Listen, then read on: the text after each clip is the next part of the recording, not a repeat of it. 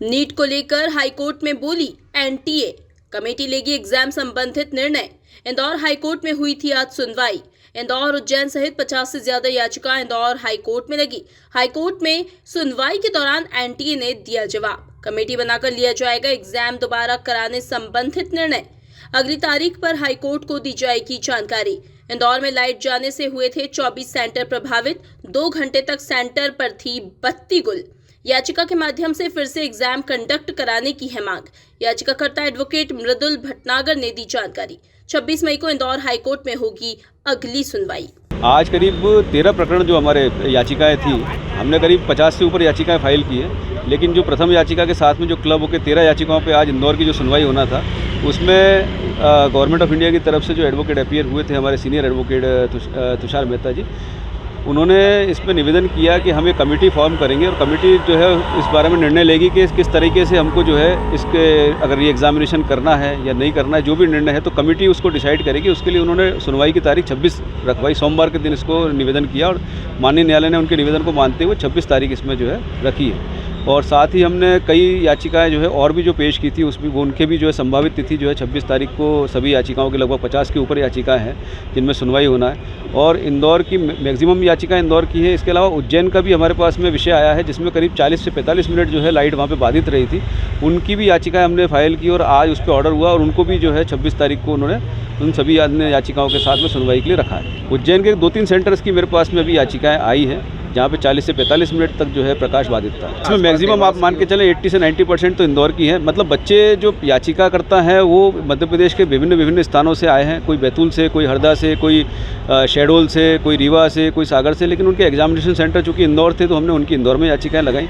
और कुछ जो है याचिकाकर्ता उज्जैन के निवासी हैं और उज्जैन में उन्होंने एग्ज़ाम दिया था, उनका एग्जामिनेशन सेंटर उज्जैन था, तो उनकी हमने अलग से जो है याचिकाएँ प्रस्तुत की है। एनटीए ने कमेटी बनाने की, हाई लेवल कमेटी बनाने की मांग की है जो इस चीज़ का इवैल्यूएशन करेगी कि बच्चों को जो, क्योंकि इन्होंने जो जवाब दिया है उसमें इन्होंने भी ये माना है कि करीब 10 मिनट से लेके और 1 घंटे के ऊपर करीब 1 घंटा 20 मिनट या 30 मिनट इन्होंने उसमें बताया है समय कि इतने समय के लिए जो है प्रकाश बाधित था। तो ये तो एडमिटेड फैक्ट है कि लाइट अवेलेबल नहीं थी।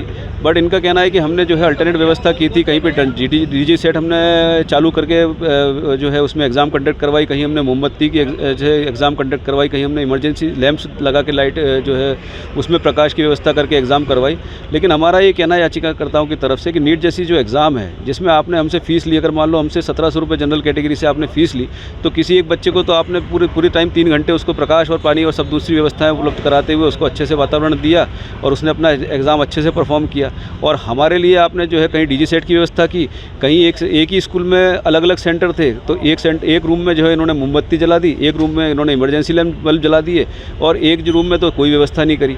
तो कई सारी ऐसे जो इनके जो इन्होंने जवाब दिए उसमें कई सारे ऐसे बिंदु हैं जो कि विचारणीय है और जो हम अपने माननीय न्यायालय के समक्ष रखेंगे कि किस तरीके से जो है हमारे याचिकाकर्ताओं के साथ में अन्याय हुआ है। ये एग्ज़ाम कोई जनरल साधारण एग्ज़ाम नहीं है कि जिसमें केवल आपको 3 घंटे का बच्चों को एग्ज़ाम देकर और पेपर फिल करके और जो है बच्चे पास हो जाएं उनके लिए सफिशिएंट होता है। ये रैंकिंग वाली एग्ज़ाम होती है। हमने इसमें री एग्ज़ाम की मांग की और हमारा आज भी हमने माननीय न्यायालय से निवेदन किया कि हम नहीं चाहते हैं कि सभी बच्चों के लिए जो है इसमें रीनीट ऑर्गेनाइज़ की जाए।